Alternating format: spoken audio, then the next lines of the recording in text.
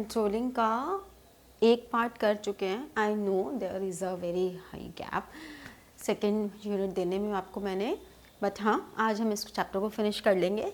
तो हम लोग अब बात कर रहे हैं कि प्लानिंग एंड कंट्रोलिंग ये दोनों आपस में रिलेटेड हैं. हम ये नहीं कह सकते कि planning is the first function and controlling is the last function, ऐसा हम नहीं कह सकते. दोनों एक दूसरे के लिए बहुत रिलेटेड हैं. Like every coin has two sides. तो ऐसा है कि ये मार्कर और ये इसकी कैप, अगर ये कैप नहीं होगी तो ये मार्कर सूख जाएगा, ठीक है ना. और इस कैप का इंडिविजुअली कोई आइडेंटिटी नहीं है.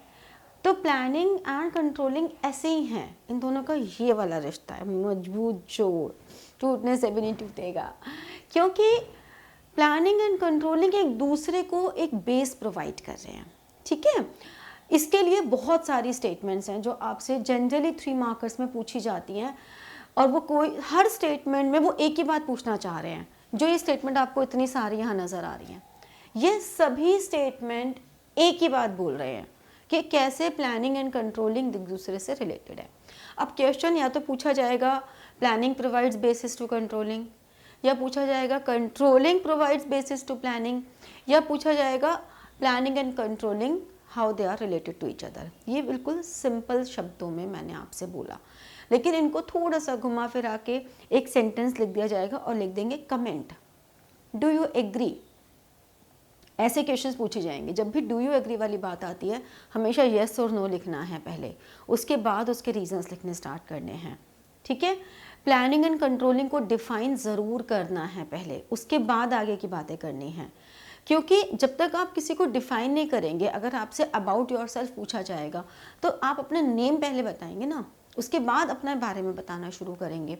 इसी तरह से प्लानिंग एंड कंट्रोलिंग की डेफिनेशन सबसे पहले दी जाएगी, ठीक है. जैसे कि अब हम एक एक स्टेटमेंट को पढ़ते हैं.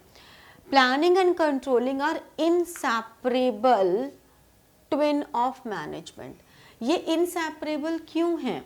क्योंकि जब हम प्लानिंग करते हैं तो उसमें हम ऑब्जेक्टिव्स डिसाइड करते हैं, और उन ऑब्जेक्टिव्स में कितना हमने अचीव किया वो कंट्रोलिंग के थ्रू पता लगता है. कंट्रोलिंग के प्रोसेस को अभी जब हम करेंगे आगे तो तुम्हें देखने को मिलेगा कंट्रोलिंग में हम पहले स्टैंडर्ड्स को सेट करते हैं, फिर हम एक्चुअल परफॉर्मेंस करते हैं, और फिर उसके बाद हम कंपेयर करते हैं. तो आप स्टैंडर्ड्स जो सेट करोगे that should be keeping in mind the objectives, कि हमने कितने ऑब्जेक्टिव अचीव किए हैं. तो ये इनसेपरेबल हैं और ये दोनों साइमल्टेनियसली चलते रहते हैं. ऐसे नहीं हो सकता पहले प्लानिंग करके रख दी फिर कंट्रोलिंग करेंगे. अगर हमने एक टारगेट लिया है कि एक साल में 1200 यूनिट्स बनानी है, ये मेरा ऑब्जेक्टिव है, इसके लिए कंट्रोलिंग कैसे चलेगी? क्या मैं हर महीने 100 यूनिट बना रही हूँ? क्या मेरी फर्म हर महीने अगर 100 बनाना है तो क्या मेरी फर्म हर हफ्ते 250 यूनिट्स बना रही है? अगर मैं 5 डेज इन अ वीक पे चल रही हूँ तो 250 यूनिट्स के हिसाब से क्या डेली बेसिस पे 50 यूनिट्स बन रही हैं? तो ऐसे, ताकि अगर जहाँ भी हमें लगे कि कुछ डेविएशन हम इमीडिएटली उस पर एक्शन ले सकें. तो ये दोनों इनसेपरेबल हैं, दोनों को एक साथ चलाना पड़ता है. फिर आता है planning without controlling is meaningless. Actually हमने प्लान कर दिया, ठीक है, पूरा अच्छा बढ़िया मस्त प्लान बनाया. अब हमने उस प्लान को वो पूरा हुआ या नहीं हुआ अगर वो चेक ही नहीं किया तो फिर फ़ायदा क्या हुआ? बिल्कुल वैसे ही हो गया ये तो. जैसे याद है हमेशा मैं भी आप लोगों को बोलती रहती हूँ, टीचर सभी बोलते हैं अपना एक स्टडी प्लानर बनाओ, अपना एक टाइम स्केड्यूल बनाओ. अब स्टडी प्लानर बनाने का बड़ा फ़ायदा है, टाइम स्केड्यूल बनाने का बड़ा फ़ायदा है, लेकिन हम बिल्कुल जोश में आते हैं, आज तो बस हम उखाड़ देंगे. क्या उखाड़ा हमने? हमने 2 घंटे लगाए. 2 घंटे लगा के हमने प्लानर बनाया और बहुत सुंदर सा लगा के अपने लगा दिया सामने टेबल पे. अब उसके बाद हो क्या रहा है? सुबह सुबह उठ जाओ बेटा, मम्मी आई, ये बना के सजा तो दिया, इसे फॉलो भी कर लो. हाँ मम्मी, आज क्या तारीख है मम्मी? आज 12 तारीख है ना मम्मी, 15 तारीख से. अब 15 तारीख पड़ गई वेडनेसडे. ओफो मम्मी, मंडे से शुरू करेंगे ना. अब वो पड़ गई 28. अब ऐसे करते करते हमारा सब दिन निकल जाते हैं. This is called procrastination. So you have to do it today and you have to control it. आपने प्लान किया है तो आपको ये चेक करना बहुत ज़रूरी है कि क्या वो प्लानिंग एज पर जो हमने प्लान किया वो फुलफिल हुई या नहीं हुई. अगर आपके प्री डिटर्मिन्ड ऑब्जेक्टिव्स फुलफिल हुए ही नहीं, आपने देखा ही नहीं कि वो कितना % फुलफिल हुए हैं, तो there is no point of planning. तो प्लानिंग जो टोटली मीनिंगलेस हो जाएगी अगर आपने कंट्रोल नहीं किया तो. ठीक है. अब next, controlling is blind without planning. Controlling करने के लिए कोई तो बेस चाहिए. हम कंट्रोल किससे करेंगे? हमने ये काम किया या नहीं किया, तो हमने वो काम पहले डिसाइड किया हुआ है, तभी तो हम सोच पाएंगे कि हमने किया या नहीं किया. अगर हमने कोई ऑब्जेक्टिव डिसाइड ही नहीं किए तो हम ये कंट्रोल कैसे करेंगे कि वो ऑब्जेक्टिव्स अचीव हुए या नहीं हुए? अंधेरे में तीर थोड़ी ना मारोगे. अगर स्टडी प्लानर बनाओगे तभी तो डिसाइड करोगे. अगर कंपनी ने 1200 यूनिट्स का ऑब्जेक्टिव डिसाइड किया तभी तो वो कंट्रोल कर पाएगी. तो कंट्रोल करने के लिए the must ingredient, the must thing is planning. समझ रहे हो? तो इस तरह से हमारे लिए कंट्रोलिंग कंप्लीटली ब्लाइंड है, अंधेरे में चलने वाली बात है, विदाउट मैप चलने वाली बात है कि गो विद द फ्लो. भाई गो विद द फ्लो नहीं होता हमेशा. Planning is clearly a pre requisite of controlling. ये तो बिल्कुल समझ में आ ही गया होगा कि the pre requisite of controlling, the controlling can not be possible without planning. देखो, प्लानिंग एक बार को अगर कोई एक न्यू ऑर्गेनाइजेशन है तो वो पहले प्लान करेगा, उसके पास पहले से कुछ नहीं है तो उसको कोई डिविएशन से नहीं मिलेंगे जिसके बेसिस पे वो प्लान करे. हो क्या रहा है, हम ये कहते हैं कि कंट्रोलिंग में हम डिविएशंस को चेक करते हैं और फिर हम ये करते हैं कि आगे ये गलतियां दोबारा ना हो तो हम प्लान करते हैं. लेकिन अगर एक न्यू फॉर्म है तो हम पहले प्लान ही करेंगे. हमारे पास प्लानिंग करने के लिए कोई बेस नहीं है कंट्रोलिंग से. बट कंट्रोलिंग के लिए तो प्री रिक्विजिट है प्लानिंग. भाई करना ही करना है. Planning is prescription. प्रिस्क्रिप्शन दे दिया, ये करना है. डॉक्टर देता है प्रिस्क्रिप्शन, सजेशंस. डॉक्टर ने दे दिया, ये मस्ट डू है, प्रिस्क्रिप्शन है.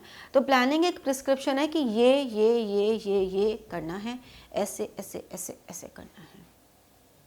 पूरा प्रिस्क्रिप्शन दे दिया. अब वो प्रिस्क्रिप्शन फॉलो हो रहा है या नहीं हो रहा, वो जो डॉक्टर ने सुबह दोपहर शाम और सुबह शाम वाली मेडिसिन दी है वो फॉलो हो रही है या नहीं हो रही है, ये इवैल्यूएशन हम कंट्रोलिंग के थ्रू कर रहे हैं. तो प्लानिंग आपको एक डिटेल्ड प्रिस्क्रिप्शन दे रहा है that what to do, how to do and when to do. Then ये सारी चीज़ें टाइमली हो रही हैं, टू व्हाट एक्सटेंट हो रही हैं, कितना अचीव हुआ, नहीं हुआ तो क्यों नहीं हुआ, और हुआ तो कैसे हुआ है, हमने क्या क्या बातें फॉलो की, कौन सी बातें नहीं फॉलो की, पूरी चेकलिस्ट बन जाती है. ये सारा हमारा इवैल्यूएशन है. फिर planning is looking ahead while controlling is looking back. Planning is looking ahead. Planning हम फ्यूचर के लिए देख रहे हैं कि फ्यूचर में क्या करना है, जबकि कंट्रोलिंग में हम ये देख रहे हैं कि पीछे क्या हमने किया है उसको इवैल्यूएशन कर रहे हैं. ठीक है. Planning and controlling are both backward and forward. एक तरफ तो हम कह रहे हैं कि नहीं जी प्लानिंग तो आगे देखना है, कंट्रोलिंग पीछे देखना है. लेकिन सोचो अब इसको दूसरे एंगल से कि प्लानिंग भी दोनों है और कंट्रोलिंग भी दोनों है. कैसे? प्लानिंग में हमने पीछे देखा कि हमने क्या गलतियां की, उन डेविएशंस के बाद हमने न्यू प्लान्स बनाए, तो बैकवर्ड भी हो गया, फॉरवर्ड भी हो गया. कंट्रोलिंग में हमने ये देखा बैकवर्ड में कि पीछे हमने क्या प्लान बनाए और फिर इसको फ्यूचर के लिए हमने रेफरेंस दिया इवैल्यूएट करके. तो कंट्रोलिंग बैकवर्ड भी है और फॉरवर्ड भी है. Planning and controlling are interrelated. This is very much clear now कि they are interrelated activities. ठीक है. हम ये नहीं कह सकते कि दोनों अलग अलग एक्टिविटीज़ हैं. They both are complementary to each other. Both are complementary to each other. Both are the two sides of same coin. अगर एक कॉइन की एक साइड मिसिंग हो तो वो कॉइन बेकार है, यूजलेस है. हम उस कॉइन को यूज़ नहीं कर सकते. एक भी साइड हम ये नहीं कह सकते कि नहीं नहीं ₹1 यहाँ लिखा है ना तो ये साइड तो इम्पॉर्टेंट है. नहीं है, दोनों साइड्स इंपॉर्टेंट है. तो जैसे एक कॉइन की दोनों साइड्स इंपॉर्टेंट है, अदरवाइज वो कॉइन टोटल वेस्ट है. ऐसे ही planning and controlling are two sides of one coin, जहाँ पर दोनों ही इंपॉर्टेंट हैं. आप किसी को भी मोर इम्पॉर्टेंट या किसी को भी लेस इम्पॉर्टेंट की कैटेगरी में नहीं रख सकते. ठीक है. तो ये हो गया प्लानिंग एंड कंट्रोलिंग कैसे रिलेट कर रही हैं. अब आगे हम करेंगे कि आखिर कंट्रोलिंग का प्रोसेस होता क्या है. Got it. तो अब नेक्स्ट हमारे पास आता है कंट्रोलिंग प्रोसेस। कंट्रोलिंग प्रोसेस में हमारे पास टोटल 5 स्टेप्स हैं। पहला स्टेप क्या कहता है कि सेटिंग परफॉर्मेंस स्टैंडर्ड्स। हमें परफॉर्मेंस स्टैंडर्ड्स को फिक्स करना है कि किस बेसिस पे हम आगे चल के कंपेयर करेंगे। सो स्टैंडर्ड्स आपको एक बेसिस प्रोवाइड कर रहे हैं कि how the next step of controlling process will be executed. अभी स्टैंडर्ड्स एक तो हमारे प्लानिंग के कंटेक्स्ट में बनते हैं, दूसरा ये क्वालिटेटिव भी हो सकते हैं और क्वांटिटेटिव भी हो सकते हैं। क्वांटिटेटिव कैसे कि हमें इतना प्रॉफिट अर्न करना है, हमें इतना सेल्स करनी है, हमें इतनी प्रोडक्शन करनी है, ये हमारा कस्टमर टारगेट बेस्ड इतना है, ये सब क्वांटिटेटिव है। और क्वालिटेटिव स्टैंडर्ड्स कैसे बनाने हैं कि आपके कस्टमर्स का सेटिस्फेक्शन लेवल कितना है, कंप्लेंट्स क्या आ रही हैं, तो ये हमारी सर्विसेज किस तरह की जा रही हैं, एम्प्लॉयज़ मोटिवेटेड हैं या नहीं हैं, ये सारी बातें हमारी आती हैं किसमें, क्वालिटेटिव में।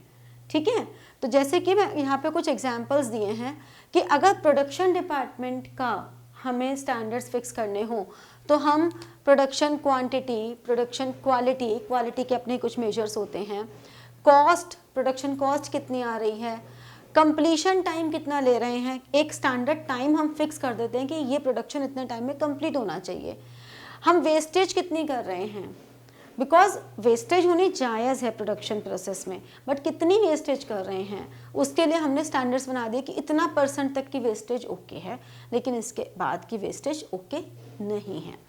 फिर नंबर ऑफ ऑर्डर्स, हमें प्रोडक्शन के लिए कितने ऑर्डर्स हमारे पास हैं, लाइंड अप कितने हैं, कंप्लीट कितने हो गए, ये सारा हम प्रोडक्शन के स्टैंडर्ड्स में डाल सकते हैं। फिर नेक्स्ट मार्केटिंग। मार्केटिंग के स्टैंडर्ड्स में जो मार्केटिंग डिपार्टमेंट है, पहली बात सेल्स वॉल्यूम, कि कितना सेल्स बढ़ रहा है, कितना सेल्स पे एक्सपेंस हो रहा है, कितना एडवर्टाइजमेंट पे एक्सपेंस हो रहा है, ये सारी चीज़ें हमारे मार्केटिंग में आ जाती हैं कि हमारे ओवरऑल मार्केट शेयर कितना बन रहा है। तो ये सब मिला के हमें कहते हैं कि मार्केट डिपार्टमेंट के स्टैंडर्ड्स हो गए। फिर HR department, human resource management, HRM। इसमें ह्यूमन रिसोर्स मैनेजमेंट का काम क्या होता है, एम्प्लॉयज़ का पूरा वेलफेयर देखना, उनका सैलरी देखना, छुट्टियां देखना, वेकेशंस देखना, लीव्स देखना, उनकी ट्रेनिंग, डेवलपमेंट, वेरियस टास्क होती हैं जो HR डिपार्टमेंट की होती हैं। तो ये देखना कि लेबर के साथ, यहाँ पे labour doesn't mean only the supervisory level, all the employees, labour means all the employees और द पर्सनल, जितने भी लोग वहाँ काम कर रहे हैं उनके साथ कंपनी का कैसा रिलेशन है, उनका एब्सेंटिज्म कितना है, उनका टर्नओवर, मतलब वो छोड़ के जा रहे हैं या नहीं जा रहे हैं। अगर ज़्यादा एम्प्लॉय टर्नओवर होती है तो that is always bad for a firm. ठीक है, इसी तरह से work life balance, happiness balance, कितना वो वर्क लाइफ बैलेंस मेंटेन करने में हेल्प कर रहे हैं, कितना उनके बीच में वो उन लोगों को time to time excursion programs, training programs, इस तरह की कुछ इवेंट्स ऑर्गेनाइज करना कि उनका वर्क लाइफ बैलेंस रहे। ऐसा ना हो कि वो काम के पीछे ही चले जाएं, उनके ऊपर टारगेट प्रोसेस इतना ज़्यादा है कि they can't even think for themselves और देयर फैमिली। तो उनका वर्क लाइफ बैलेंस मेंटेन है या नहीं है, आपके एम्प्लॉयज़ कितने हैप्पी रहते हैं, because a stressed employ is curse on a company. तो ये HR डिपार्टमेंट की जिम्मेवारी है कि आपके एम्प्लॉयज़ खुश रहें। ठीक है, तो ये सारे हमारे HR डिपार्टमेंट हैं। उनकी फ्यूचर सेफ्टी, सिक्योरिटी प्रोग्राम्स, उनके proper motivational programs, financial, non financial incentives fix करना, एवरीथिंग। तो ये स्टैंडर्ड्स हमने बनाए कि HR डिपार्टमेंट के स्टैंडर्ड्स हमने ये बना दिए। ठीक है, HR डिपार्टमेंट के मोस्ट ऑफ द स्टैंडर्ड्स हमारे क्वालिटेटिव होते हैं बट क्वांटिटेटिव भी होते हैं, वेयर एज मार्केटिंग और प्रोडक्शन में जनरली क्वांटिटेटिव ही होते हैं। फाइनेंस एंड अकाउंटिंग, किस तरह से हमारा finance department at minimum cost funds raise कर रहा है, कहाँ पे इन्वेस्ट कर रहा है, वर्किंग कैपिटल मेंटेन्ड है या नहीं है, ये सारे स्टैंडर्ड्स फिक्स करने। ठीक है, लिक्विडिटी, कैश फ्लोज, डेप्ट पेइंग, ये सारा पूरा डेटा मैनेज करना, ये स्टैंडर्ड्स हैं जो एक जनरल स्टैंडर्ड्स हैं हर डिपार्टमेंट के लिए। तो once all standards are fixed, अब हमने देखा चलो ये तो स्टैंडर्ड फिक्स हो गए, अब हम देखते हैं एक्चुअल में क्या चल रहा है। Actual measurement of actual performance, आपने प्रोडक्शन डिपार्टमेंट की प्रोडक्शन देख ली, मार्केटिंग का देखा कि आपने क्या परफॉर्मेंस की है, बताओ कितने लोग आपके और न्यू कस्टमर ऐड हुए हैं, कितने कस्टमर पीछे छूट गए हैं, ये सारा मार्केटिंग में। तो असेंबलिंग डिपार्टमेंट ये देखेगा कि असेंबलिंग से पहले ही क्या प्रोडक्शन की हर यूनिट सही बन रही है। मैन्युफैक्चरिंग डिपार्टमेंट ये देखेगा कि कहीं ऐसा तो नहीं कि हमारे प्रोडक्शन प्रोसेस से कुछ एनवायरमेंटल इश्यूज आ रहे हैं। एम्प्लॉयज़ परफॉर्मेंस, उनके रिपोर्ट्स के थ्रू हम चेक कर सकते हैं कि एम्प्लॉयज़ की परफॉर्मेंस रिपोर्ट्स कैसी हैं, बिकॉज एक्चुअल परफॉर्मेंस पता कैसे चलेगी, जो एम्प्लॉयज़ की एनुअल अप्रेजल रिपोर्ट्स होती हैं उनके थ्रू, HR डिपार्टमेंट बनाता है वो। कंपनी की परफॉर्मेंस कैसे पता चलेगी, किसी भी कंपनी की परफॉर्मेंस कि वो कंपनी कैसा काम कर रही है, वैसे तो बहुत सारे मेजर्स होते हैं। आप लोगों की अकाउंटेंसी की बुक 3 पूरी इसी चीज़ पर है कि कंपनी की परफॉर्मेंस कैसे एनालाइज होती है, बट जो मोस्ट इंपॉर्टेंट है दैट इज द प्रॉफिटेबिलिटी, कि प्रॉफिटेबिलिटी रेशोज के through, gross profit ratio, net profit ratio, इन सब के through it can be checked. Then marketing department हो गया, प्रोडक्शन डिपार्टमेंट, कि प्रोडक्शन की एक्यूरेसी कितनी है। तो ये पहले 2 स्टेप हैं, ठीक है। अब ये जब 2 स्टेप हो जाते हैं तो इसके बाद 3rd स्टेप हमारे पास आ जाता है कि इनको कंपेयर करना, राइट। तो ये 3rd स्टेप हो गया, comparing actual performance with standards, कि हमने जो एक्चुअल में देखा कि हमारा एक्चुअल में क्या परफॉर्मेंस है, हमारे स्टैंडर्ड्स क्या हैं, हमने इन स्टैंडर्ड्स को कंपेयर किया एक्चुअल के साथ। तो इनका कंपैरिजन करके हमें समझ में आएगा कि आखिर इनमें डेविएशंस हैं तो वो कितने हैं, ठीक है। हम डेविएशंस की लिस्ट एक जॉट डाउन कर देंगे कि ये हमारे डेविएशंस हैं। अब अगर तो हमने क्वांटिटेटिव स्टैंडर्ड्स बनाए हैं तो this is very easy, because फिर तो हमारे लिए बहुत आसान है ना कि अच्छा 1200 यूनिट्स बनाने की सोची थी, इतनी बनी, अच्छा इतनी सेल करने की सोची थी, इतनी हुई, तो this is very easy. But हाँ, क्वालिटेटिव को कंपेयर करना is little bit difficult, but thanks to technology advancements आजकल हम थोड़ा सा वो 5 स्टार रेटिंग और कस्टमर सेटिस्फेक्शन में इन तरह के हमारे पास रेटिंग स्किल्स इतने सारे आ गए हैं कि it becomes somehow easy to evaluate and compare qualitative factors as well, ठीक है। अब नेक्स्ट हमारे पास आता है analyzing deviations। हमने deviations तो निकाल लिए, अभी हमने थोड़ी देर पहले क्या पढ़ा था कि प्लानिंग का क्या चार्ट डालेंगे। अगर तुमने ये देखा ही नहीं कि वो जो प्लानिंग हमने की है वो कितनी सक्सेसफुल हुई है, कंट्रोल ही नहीं किया, तो प्लानिंग तो मीनिंगलेस हो गई। तो ऐसे ही ये डेविएशंस निकाल के हमने बड़े तीर मार लिए, अगर हम उन एनालिस्ट को एनालाइज नहीं करेंगे, उन डेविएशंस को हम ये नहीं देखेंगे कि आखिर वो डेविएशंस आए क्यों और हम कैसे उन्हें देखें। अब उसके लिए हमारे पास अगर एक छोटी मोटी ऑर्गेनाइजेशन है तब तो चलो दिस इज़ वेरी इजी कि हर एक का एक एक चीज़ हमने देख ली, या अगर आपकी कोई प्रोडक्शन ऐसी है जिसमें एक एक कंपोनेंट को देखा जा सकता है तो देख लिया। बट कुछ ऐसे भी तो चीज़ें होती हैं जहाँ पर हम एक एक को नहीं देख सकते, हम सबको नहीं देख सकते। तो ऐसे में हमारे पास 2 टेक्निक्स हैं, क्रिटिकल पॉइंट कंट्रोल, जिसके थ्रू हम लोग की रिजल्ट एरियाज़ फिक्स कर देते हैं कि आखिर हमारे ऐसे कौन से की रिजल्ट एरियाज़ हैं जहाँ पर हम जब चेक करेंगे तो वो चेक हमारा पूरी ऑर्गेनाइजेशन के बारे में हमें बता देगा। और ऐसा कोई एक नहीं होता, मल्टीपल एरियाज़ होते हैं। जैसे कि अगर हम प्रोडक्शन में देखें तो प्रोडक्शन में हम सब ना देखकर हम ये देख लें कि लेबर वाला चीज़ को ना देखकर हमें देख लें कि मटेरियल रिक्विजिशंस कितने आ रहे हैं, ठीक है। और सिर्फ मटेरियल रिक्विजिशंस देखने से पता लग जाएगा कितना मटेरियल आया है, और हमें प्रोडक्शन में कितना यूज़ हुआ है वो स्टेटमेंट देखते ही समझ में आ जाएगा डेविएशन कितना है, ठीक है। बिकॉज लेबर में देखने से हमारे बहुत सारे डिपार्टमेंट्स इन्वॉल्व हो जाएंगे, तो हमें की रिजल्ट देखना है ना, प्रोडक्शन कैसे हुई है, हमें ये देखना है ना कि ओवरऑल हमारा फाइनेंस कैसे यूज़ हो रहा है। तो हमारे पास उस फाइनेंस को देखने के लिए ज़रूरी नहीं है ना कि हम सारे सोर्सेज में देखें, हमने ओवरऑल देख लिया कि ओवरऑल कितना % हमारे को रेट ऑफ रिटर्न देना पड़ रहा है। फिर हमने देखा कि अच्छा इंडिविजुअली कितना है। तो की रिजल्ट एरियाज, अगर हम आपके स्कूल की परफॉर्मेंस के हिसाब से देखें तो आप लोगों के यूटीज़ होते हैं, फिर आप लोगों के हाफ ईयरलीज होते हैं। तो ये क्या है, आपको डेली बेसिस पे नहीं कुछ कहा जा रहा, डेली बेसिस पे आपको टीचर्स नहीं बोल रहे हैं कि आज का रबड़ा है, आज सही है, ऐसे नहीं हो रहा। पूरा एक ड्यूरेशन दिया 15-20 डेज 1 मंथ का, उसके बाद एग्ज़ाम लिए। अब अगर आपने इन एग्ज़ाम में अच्छा परफॉर्म नहीं किया तो आपको नेक्स्ट एग्ज़ाम तक का टाइम मिला है अपने आप को इम्प्रूव करने का। की रिजल्ट एरियाज, ठीक है, तो ये होते हैं। फिर मैनेजमेंट बाय एक्सेप्शन। अब instead of managing all the things, just manage some exceptional things जिनमें हमें ज़्यादा कंट्रोल की ज़रूरत है।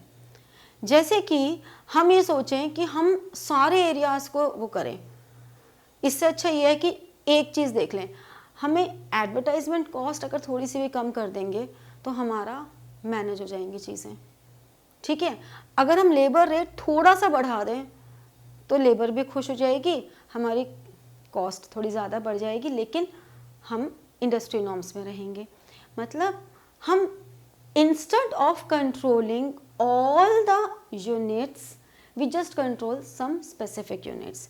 जैसे कि हम अगर 2000 एम्प्लॉयज़ हैं तो जो टॉप मैनेजमेंट होगी वो उन 2000 एम्प्लॉयज़ से तो बात नहीं करेगी, वो क्या करेगी, वो उनके ऊपर जो सब हेड्स होंगे सब मिला के जो 4 लोग होंगे वो उन 4 लोगों से बात करेगी, फिर वो 4 नीचे वालों से बात करे, तो वो एक्सेप्शनली उन 4 लोगों से बात करेगी, ठीक है। आपके स्कूल के पॉइंट ऑफ व्यू से देखें तो अगर मान लो किसी क्लास का रिजल्ट खराब आया है तो क्या आपके टीचर्स सारे बच्चों को पनिशमेंट देंगे? नहीं। या सारे बच्चों को रेमेडियल क्लासेस देंगे? नहीं। वो सिर्फ उन बच्चों को देखेंगे किनको रेमेडियल क्लासेस की ज़रूरत है और कौन से बच्चे हैं जिनको पनिशमेंट की ज़रूरत है, वो मैनेजमेंट बाय एक्सेप्शन करेंगे, ठीक है। तो इस तरह से एनालाइजिंग डेविएशंस में there are so many techniques, but ये 2 हमारे लिए इम्पॉर्टेंट है। अब आखिर डेविएशंस होते ही क्यों हैं? क्या हमने प्लानिंग गड़बड़ की? क्या हमने कुछ बहुत ही अनरियलिस्टिक स्टैंडर्ड्स बना दिए थे? मान लो मैंने अब बोल दिया कि विद इन 24 आवर्स मुझे बिजनेस स्टडीज़ की दोनों बुक्स के एनसीईआरटी के सारे क्वेश्चंस करके लाओ। ओके मैम छोड़ो, हम ट्राई ही नहीं कर रहे, हो ही नहीं सकते, अनरियलिस्टिक है ना। लेकिन अगर मैंने कह दिया कि चलो कंट्रोलिंग करके ले आना, हाँ ठीक है, तो वो रियलिस्टिक हो गया। बात यह है कि समटाइम्स हम अपने स्टैंडर्ड से बहुत अनरियलिस्टिक बना देते हैं, या कई बार ऐसा भी हो जाता है कि हमारा प्रोसेस ही थोड़ा डिफेक्टिव होता है, हमारा प्रोसेस इतना कॉम्प्लिकेटेड होता है कि उसमें बीच में कुछ मिस हो जाता है, और जो वो चीज़ मिस हो जाती है वो बाद में पता लगता है कि अच्छा ये तो प्रोसेस में मिस ही हो गया, ठीक है ना। तो वो हमारे लिए कॉज हो जाता है डिविएशन का। या इनएडिक्वेसी ऑफ रिसोर्सेज, आपने ये तो बोल दिया कि पूरे साल में 1200 यूनिट, हर महीने 100 यूनिट, हर हफ्ते 25 यूनिट, ये तो कर दिया, लेकिन रॉ मटेरियल ही नहीं है, तो आपके स्टैंडर्ड्स का क्या हुआ? वेस्ट। तो inadequacy of resources, structural drawbacks, आपका ऑर्गेनाइजेशन स्ट्रक्चर ही कुछ इस तरह से है कि आपको अथॉरिटी रिस्पॉन्सिबिलिटी रिलेशनशिप से क्लियर नहीं है, तो अब आप कैसे काम करोगे? हर एक चीज़ के लिए अगर आपको इतने लोगों से परमिशन लेनी है तो आपकी तो प्रोडक्शन रुक जाएगी ना। फिर ऑर्गेनाइजेशनल कॉन्स्ट्रेंट्स, ये हमारा ऑलमोस्ट सेम है कि ऑर्गेनाइजेशनल कॉन्स्ट्रेंट्स मतलब हमारा मान लो सेंट्रलाइज्ड है, अब जब तक वो टॉप अथॉरिटी हमें एक्सेप्टेंस नहीं देगी हम आगे कुछ नहीं कर सकते, ठीक है। तो इस तरह की प्रॉब्लम्स भी आ सकती हैं, ठीक है। फाइनेंस डिपार्टमेंट ने फंड्स ही नहीं दिए तो प्रोडक्शन डिपार्टमेंट परचेज कैसे करे मटीरियल, समझ रहे हो। मार्केटिंग डिपार्टमेंट ने एडवर्टाइजमेंट बहुत अच्छा कर दिया और प्रोडक्शन डिपार्टमेंट ने क्वालिटी नहीं दी वो वाली, तो ये सारी जो ड्रॉबैक्स हैं ये सब प्रॉब्लम्स आ जाती हैं ऑर्गेनाइजेशन में। फिर एक्सटर्नल, अब किसे पता था भैया कोविड आ जाएगा, सबकी रह गई प्लानिंग धरी की धरी, क्या करें। तो ऐसी चीज़ें जो आपके कंट्रोल से ही बाहर हैं उसमें तो आप क्या ही कर लोगे, आपकी प्लानिंग, आपकी कंट्रोलिंग, आपकी सारी थ्योरीज फेल हो जाती हैं जब कुछ इस तरह की एक्सटर्नल थिंग्स आ जाती हैं, ठीक है। तो एक बार हमें कॉजेज़ पता होने ज़रूरी है, क्योंकि जब तक हमें कॉज नहीं पता होंगे ना हम एक्शन नहीं ले पाएंगे। हमें देखना है कि क्या कॉज है, क्या हमारे एम्प्लॉयज़ को ट्रेनिंग की ज़रूरत है। तो like, share and press the bell button for getting your notifications and comment.